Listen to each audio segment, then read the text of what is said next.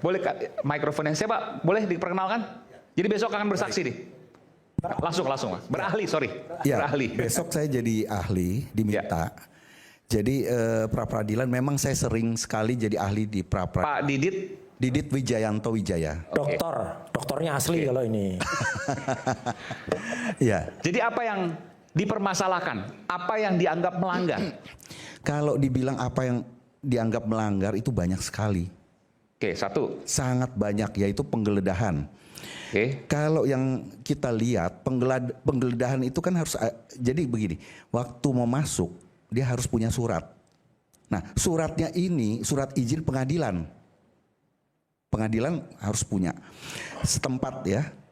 Nah, jadi setelah diperlihatkan, kalau penghuni rumah menolak, nggak mau bukain, panggil RT, RW, lingkungan setempat, kan dia memang harus minta saksi 2. Baru dia boleh masuk, ya kan? Ya, kalau kemarin nggak ada RT RW. Tidak ada RT dan RW dan sedikit maaf nih Pak Didit ya. Dan ketika mereka datang itu mereka hanya menggelandang satpam. Jadi ngajak satpam, saya petugas, saya polisi. Satu satpam, kemudian tidak ada RT RW dan saya sudah konfirmasi sore harinya. Kebetulan karena sore harinya saya waktu itu masih di Rumah Sakit Kramat Jati. Istri saya sudah konfirmasi dan ada chat WA-nya. Itu besok juga kalau diperlukan bisa kita tampilkan sebagai bukti. Sore itu tidak ada izin ke RT RW setempat. Dan itu sudah pelanggaran luar biasa. Dan mereka memaksa masuk, bukannya maksa masuk, Mas Aiman. Mereka memaksa untuk langsung tarik sampai ke kamar tidur. Jadi mereka tuh masuk kamar tidur. Ada videonya di kamar tidur. Jadi mereka masuk di kamar tidur waktu itu ada Mas Roy dan istri. Saya di kamar kerja, istri saya habis subuhan, saya kemudian tertidur di kamar kerja. Oh, jadi saya terlewatkan. Ya, terlewatkan dan saya teriak, saya bangun karena apa? Saya karena istri saya teriak dari kamar tidur. Saya langsung ke situ dan mereka tuh sudah masuk. Nggak sopan banget mereka itu. Jadi persislah adegan G30S itu. Teriak kenapa waktu itu? Teriak karena tiba-tiba ada orang masuk ke kamar. Beberapa orang. Ada sekitar 5 orang masuk kamar. 5 orang. Coba istri saya. Laki-laki semua. Laki-laki semua. Untungnya istri saya sudah pakai celana pendek ya gitu. Sudah. Coba istri saya tuh masih pakai apa gitu, lingerie atau pakai apa kan. Gawat itu terjadinya. Jadi itu benar-benar, dan yang paling fatal lagi, saya kan alhamdulillah beberapa jam sebelumnya kan saya sholat subuh ya, sudah pakai celana jin tapi jin rumah, baju marun yang saya pakai itu, kemudian mau ganti nggak boleh, bahkan mau mandi aja nggak boleh. Saya mau mandi itu persis kalimatnya sama dengan yang ada di film G30 SPKI. Jadi saya bilang, saya mandi dulu gitu, nggak usah mandi. Saya bilang minimal cuci muka toh gitu. Nah, itu ada tuh di film itu G30. Nggak boleh juga. Saya tarik gitu bahkan mau diborgol Pak Didit. Ya. Kan dahsyat. Nah, nanti Pak Didit akan teruskan ya. Karena ceritanya supaya rame, silahkan besok iNews ambil aja di screen itu ada filmnya. Film G30 SPKI tahun 2026. Itu filmnya. Oke. Ya. Baik. Silakan Bung Rifai. Kita berikan tangan untuk Bung Rifai, pengacara dari Pak Joko Widodo, Presiden ke-7 Republik Indonesia. Silakan Bung Rifai. Oke, silakan Pak Mas Didit, Pak Dr. Didit, silakan. Ya, baik. Terima kasih. Jadi kalau pelanggarannya banyak. Oke. Banyak sekali dan tidak ada masalah kita uji di pra peradilan.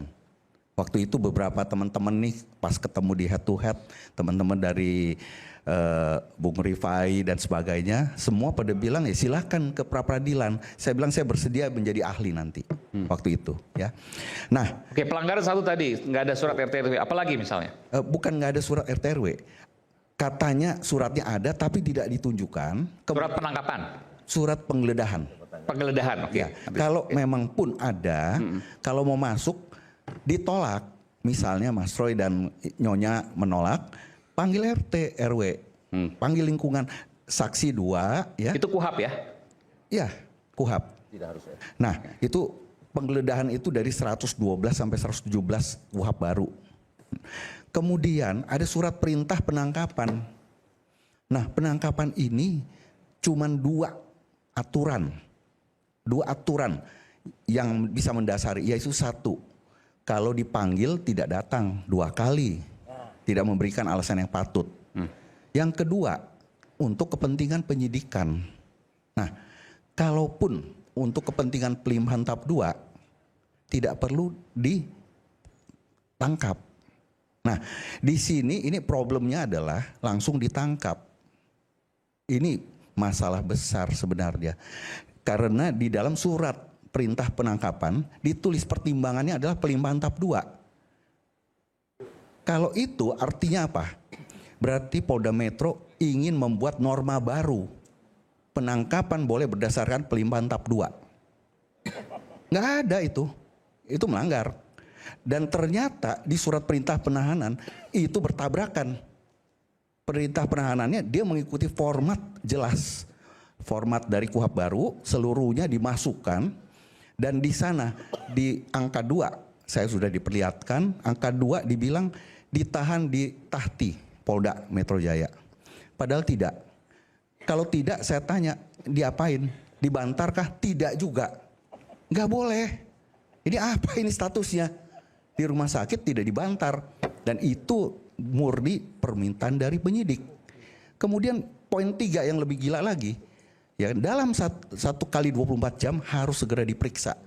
Nah, itu perintah palsu saya bilang. Kenapa palsu? Nggak mungkin diperiksa. Karena sudah selesai penyidikan limpah tahap 2. Sudah ada P21 30 April. Itu palsu. Dan kepalsuan itu bisa dituntut di pasal 278 KUHP.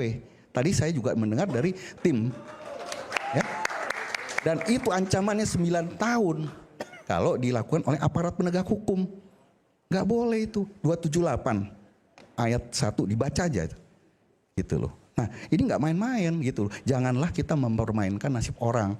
Saya nggak bicara soal, saya nggak tahu ya ijazah Pak Jokowi asli atau palsu, saya nggak tahu. Tapi penegakan hukum jangan dibuat permainan.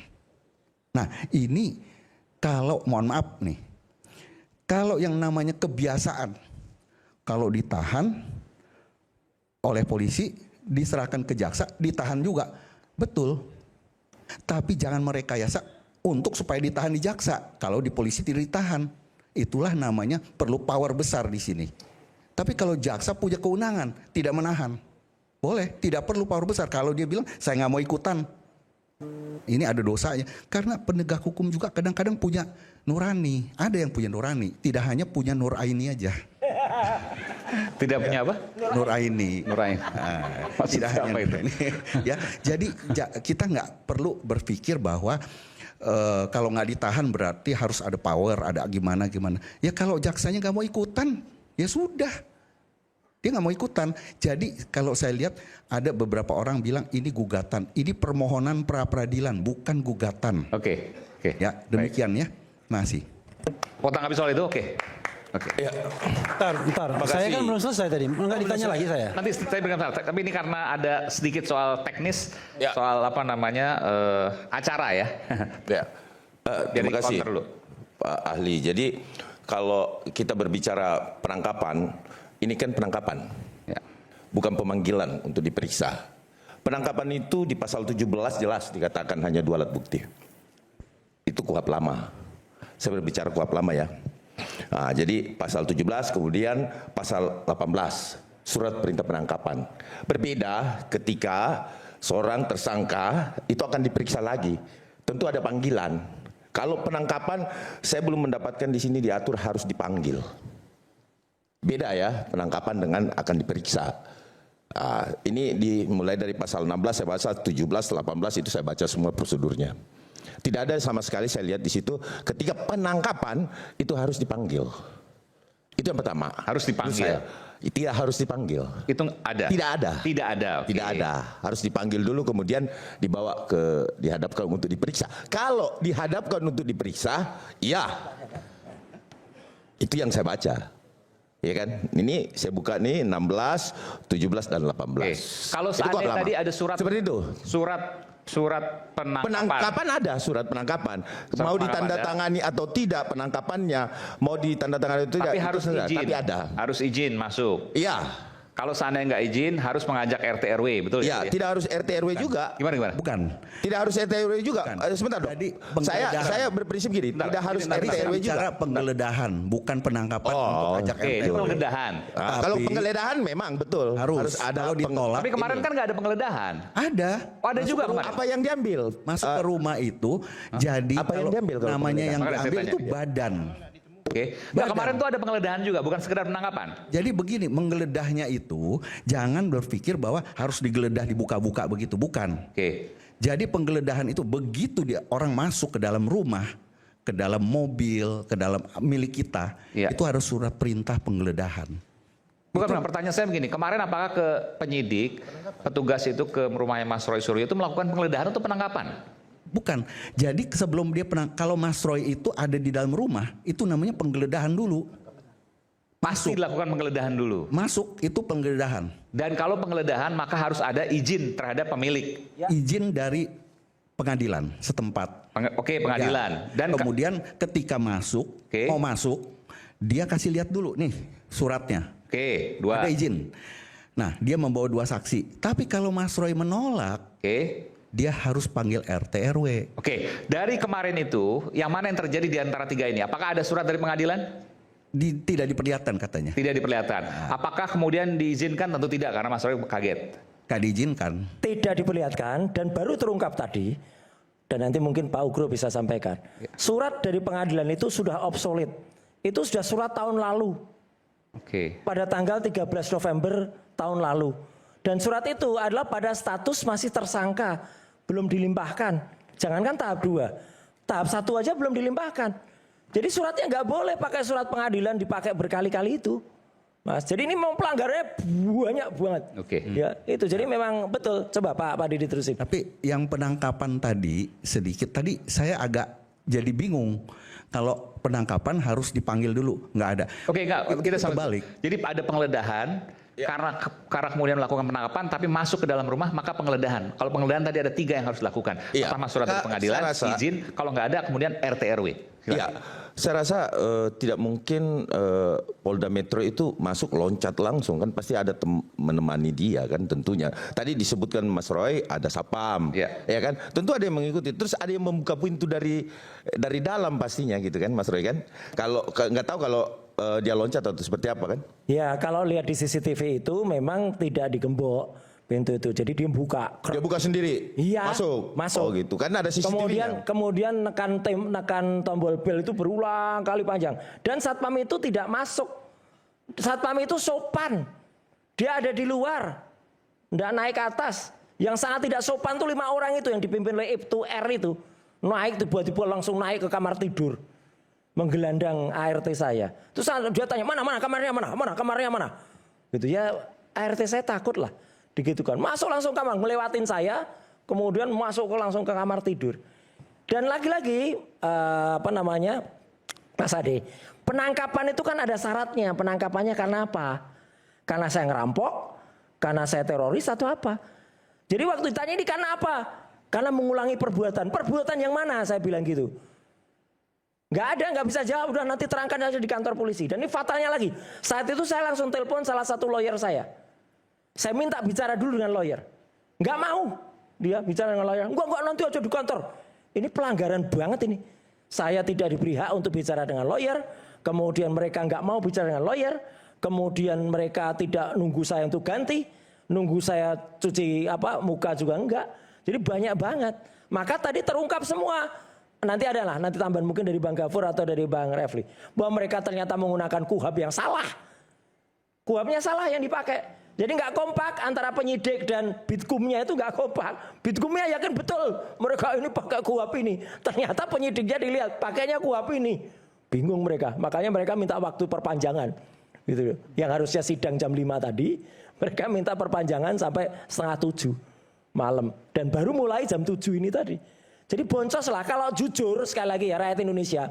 Kalau hakimnya jujur, kalau sidangnya jujur, nggak mungkin pra peradilan kami kalah. Itu kalau jujur.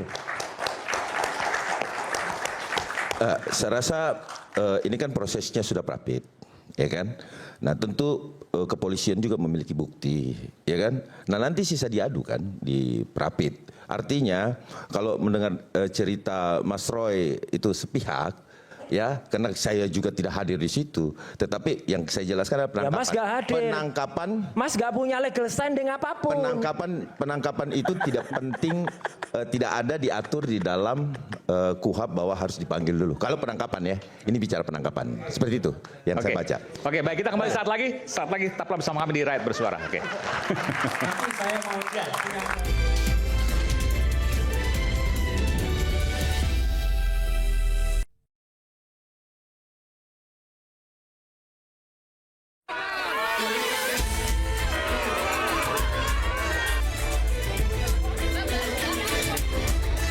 perjuangan kita masih panjang. Saya juga mengaturkan terima kasih ya kepada pucuk pimpinan negeri Indonesia, ya Bapak Presiden Prabowo Subianto, aparat yang tergabung di Kejaksaan, juga aparat kepolisian yang sudah memberikan semangat meskipun juga tentu ada beberapa drama-drama di dalamnya. Saya mohon atensi Bapak Presiden Prabowo Subianto, Bapak Jaksa Agung, untuk konferensi pers terbuka agar semua masyarakat melihat bahwa inilah hukum di Republik ini yang bisa ditagih secara politik.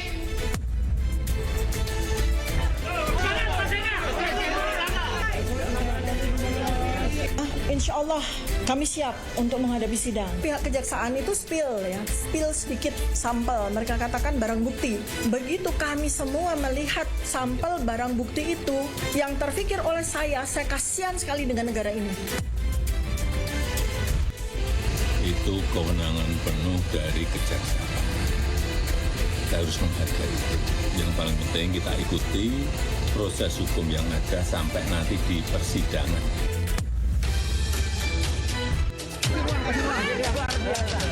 Saya tegaskan sekali lagi agar Jokowi kalau sidang hadir sendiri. Dia yang melaporkan, dia yang harus bertanggung jawab datang ke ruang sidang. Pak Jokowi akan hadir. Karena ijazah kan sudah dilimpahkan. Kemarin kan sudah dilimpahkan. Tentu tinggal akan tunjukkan, diperlihatkan dan sebagainya. Untuk Dr. Tifa itu telah ditetapkan oleh Majelis Hakim akan diselenggarakan pada hari Kamis tanggal 2 Juli 2026 yang akan datang, dimulai pukul 9.00 WIB bertempat di ruang sidang utama.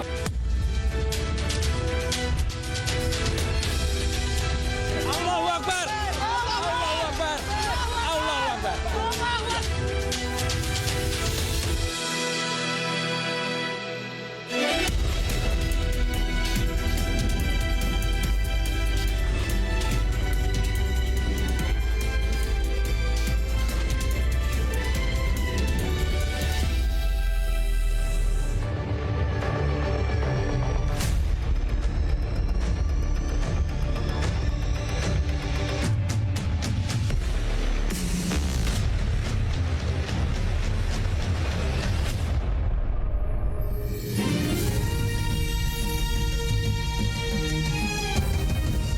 Disiarkan langsung dari studio MNC Conference Hall Ainus Tower Jakarta. Inilah Rakyat Bersuara bersama Aiman Wicaksono.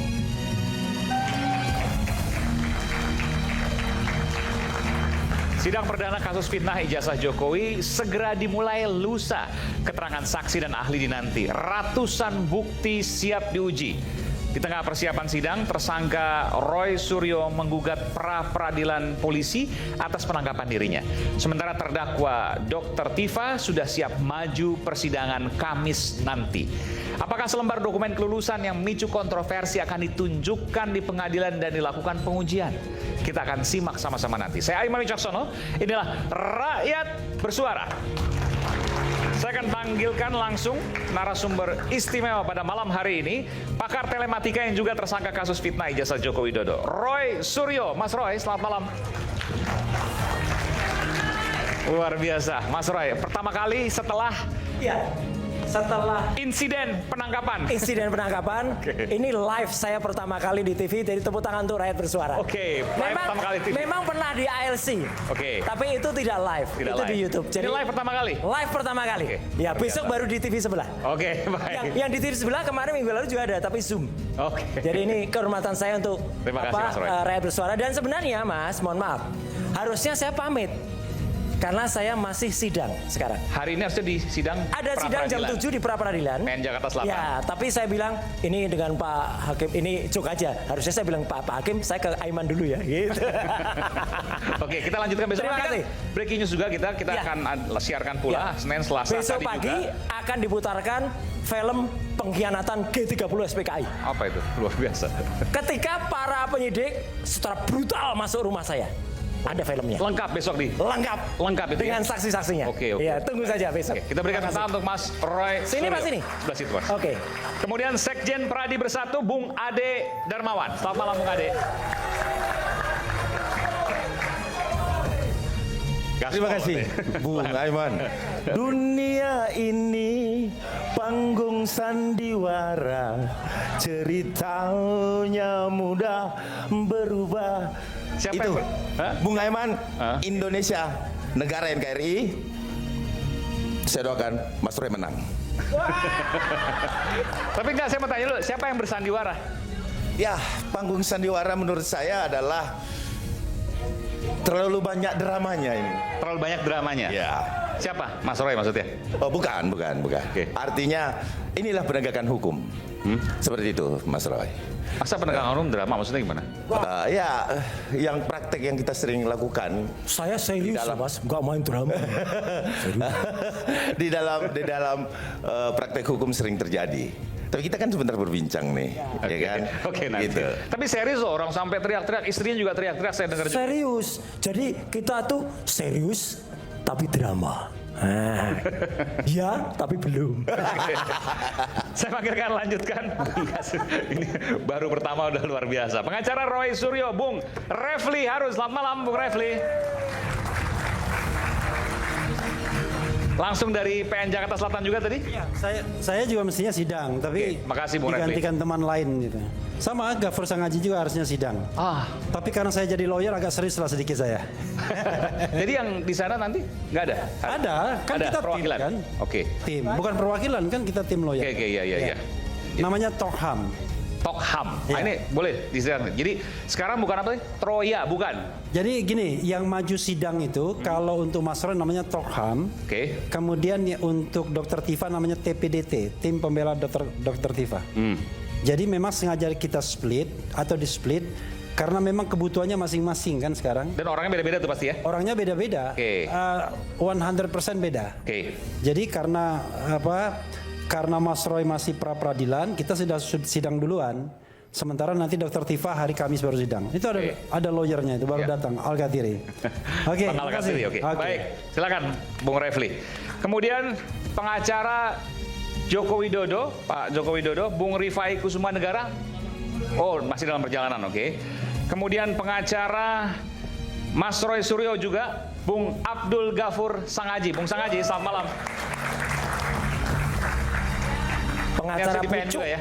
Selamat malam, Mas Aiman. Harusnya di PN juga ini? Harusnya tadi kami di PN karena 6:30 malam ini adalah penyampaian duplik Oke, dari pihak Polda Metro Polda. Jaya terhadap replik kami. Ya bukan Bang Refli ya. Jadi kemarin kami menyampaikan permohonan. Oke. Kemudian tadi pagi mereka menyampaikan jawaban. Kemudian setelah jawaban kami menyampaikan tanggapan terhadap jawaban namanya replik, bukan Bung Refli ya. Dan kemudian terhadap replik kami mereka harus menyampaikan duplik dan dijadwalkan malam ini karena memang pra peradilan itu sidangnya kan maraton. Iya. Karena Minggu ya, kurang lebih. 7 hari harus selesai. Iya. Ya, berdasarkan ketentuan dalam Dan besok hukum acara pemutaran dan video besok ini penangkapan tadi. dan besok ini agendanya adalah pembuktian dari sisi pemohon dan kami akan menghadirkan Selain beberapa video apa aja? saksi, video dan kemudian ada ahli yang akan kami hadirkan juga. Nanti kita bicara soal itu. Oke, silakan Bung Ghafur. Kita berikan tepuk tangan. Kemudian Ketua Umum Militan Gibran Nusantara, Bung Andi Azwan. Selamat malam, Bung Azwan. Udah berubah lagi. Semalam Pak Haji. Sehat Pak Haji. Alhamdulillah. Ya. Sebelumnya apa berubah maksudnya? Berubah tuh nama Jokman dulu. Oh, Nah, jadi gini, kita militan Gibran Nusantara, kita ada juga Jokman Nusantara Bersatu, ya. Ya setelah selesai yang nantinya peradilan ini, ya kita memang di militan Gibran Nusantara, membantu pemerintahan Prabowo Gibran dalam menjalankan tugas-tugasnya. Oke. Ya, itu intinya kami semua. Oke, kita berikan tangan untuk Bung Andi Azwan. Kemudian ada pengacara Tifauzia Tiasuma, Bung Abdullah Al-Katiri. Bung Al-Katiri, selamat malam. Kemudian ahli digital forensik. Nah ini, yang juga tersangka fitnah kasus ijazah, tapi kemudian dibatalkan karena SP3. Harusnya beliau hadir di sini bersama dengan Bung Jahmada Girsang. Tapi tadi siang kurang lebih membatalkan secara sepihak. Mana? Saya menghormati, saya minta untuk kemudian tetap hadir, tapi yang bersangkutan memilih untuk tidak hadir. Mudah-mudahan nanti di tengah-tengah acara ini beliau bisa hadir bersama dengan Bung Jahmada Girsang, ya saya sebut nih, Bung Jahmada Girsang bersama pengacaranya dan Bang Rismon, ya kami undang untuk ada hadir di sini karena begini, apa yang kemudian disampaikan Bang Rismon, ada buku yang baru, betul ya Bung Andi ya, bahwa satu, beliau menjelaskan bahwa penelitian yang kemarin itu salah. Yang kedua, Bung Rismon akan menjelaskan bahwa ijazah Pak Jokowi asli. Ya. Dan itu ada di buku itu. Makanya kami tunggu di sini. Mudah-mudahan ini kita sampai malam, ya mungkin 10, 11, ya nggak tahu mungkin sampai jam 12. Jangan sambil. Tetapi kami tetap menunggu Bang Rismon dimanapun Anda berada, Anda mendengar, untuk kemudian kami persilahkan nanti membeberkan apa yang ada di buku tersebut dan membuktikan bahwa penelitian Bang Rismon sebelumnya salah dan ijazah Pak Jokowi asli. Nanti kita akan tunggu. Mumpung di sini kemudian ada tokoh-tokohnya juga, ada Bang Roy dan kawan-kawan. Jadi bisa kemudian langsung di counter atau mungkin ada perdebatan, ada argumentasi, silahkan. Satu lagi Mas Aiman. Respon itu ditunggu ibu-ibu itu. Karena dia bilang ibu-ibu itu bayaran 100.000 katanya kalau demo. Nah, jadi kalau berani datang mohon tunggu ibu-ibu itu. Kamu benar-benar jantan atau betina? Oke. Oke, baik, kita berikan tahu untuk narasumber kita pada malam hari ini. Mudah-mudahan saya sudah panggil semua. Oh, ada Bung Rifai. Bung Rifai mana? Belum datang? Iya, oke, Pak Ugro ada juga. Nanti kita ini terima kasih Pak Ugro. Pak Ugro selalu hadir di acara Rakyat Bersuara. Tidak hanya isu ijazah, tapi juga isu-isu yang lain. Pak Ugro sering kali hadir di sini. Kita berikan tepuk tangan untuk Pak Ugro Seno, luar biasa. Oke. Dan saya akan ke Mas Roy dulu atau Bung Refli, terserah. Mas Refli dulu aja deh. Pra-peradilan. Jadi udah ditahan, lalu kemudian ditangguhkan penahanannya, tapi kemudian baru pra-peradilan kan. Ini kan sebenarnya kalau secara logika agak bingung, agak membingungkan. Gimana maksudnya, Bung Refli? Iya, bingung tuh orang yang belum mendapatkan informasi. Ya, ya. okay. Kalau mendapatkan informasi tidak bingung. Jadi kita tahu bahwa itu ada perdebatan panjang juga di antara tim lawyer ya. Waktu itu Troya ya, Tifa Royce Advocates. Nah, apakah kita akan mengajukan pra-peradilan atau tidak terhadap kasus Mas Roy dan Dr. Tifa? Akhirnya ada satu kesimpulan, kalau mereka ditahan pasti pra-peradilan. Jadi pada tanggal 19 Juni itu kita tahu bahwa ada upaya penangkapan, penahanan, bahkan penggeledahan sebelumnya yang kita katakan ilegal ya, harusnya dibatalkan. Ketika mereka kemudian ditangkap dan dibawa ke Polda Metro Jaya, kemudian tim masing-masing ini instinctively langsung kemudian mengajukan pra-peradilan. Jadi tim Dr. Tifa namanya TPDT mengajukan pra-peradilan, kemudian tim Mas Roy yang namanya Torham itu mengajukan pra-peradilan. Jadi waktu itu Troya itu jangkar ya. Nah, jadi mereka bergerak sendiri-sendiri.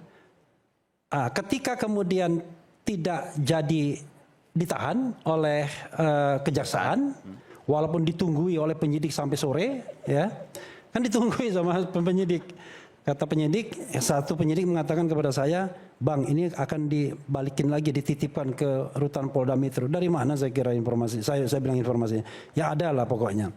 Jadi mereka tunggui, tetapi akhirnya kan kejaksaan tidak menahan setelah dilimpahkan pelimpahan. Nah, Ketika tidak ditahan, maka Mas Roy dan Dr. Tifa ini membuat pertimbangan masing-masing yang memang dari awal kita sudah ketahui. Yang saya tahu nanti bisa ditambahkan oleh oleh lawyer Dr. Tifa. Kalau sudah tidak ditahan, ya dia cabut pra-peradilannya, langsung konsentrasi pada perkara pokok. Mas Roy ada pertimbangan lain. Pertimbangan lain Mas Roy itu adalah soal pembelajaran kepada publik. Karena kami menganggap bahwa mulai proses penggeledahan, kemudian penangkapan, dan kemudian penahanan itu tidak sesuai dengan hukum yang ada, terutama KUHAP yang baru, Kitab Undang-Undang Hukum Acara Pidana Undang-Undang Nomor 20 Tahun 2025. Yang sudah sering kemudian diungkapkan ada waktu yang sudah lewat dan seterusnya. Nah, itu beda lagi itu. Itu penanganan kasus. Kita bicara tentang penggeledahan, penangkapan dan penahanan. Penggeledahan contohnya apa misalnya? Contohnya ya tadi masuk ke kamar dan lain sebagainya, masuk ke rumah. Ya nggak boleh kalau tanpa izin. Harus ada penetapan ketua pengadilan, harus ada tata cara yang baik dan lain sebagainya. Kita punya ahli pidana, Mas Didit, yang akan kita hadirkan sebagai ahli nanti. Besok? Iya besok. Boleh nggak saya wawancara sebentar? Boleh. Jadi saya dipotong, nggak apa-apa kalau begitu. Nggak, kalau atau mau lanjutkan?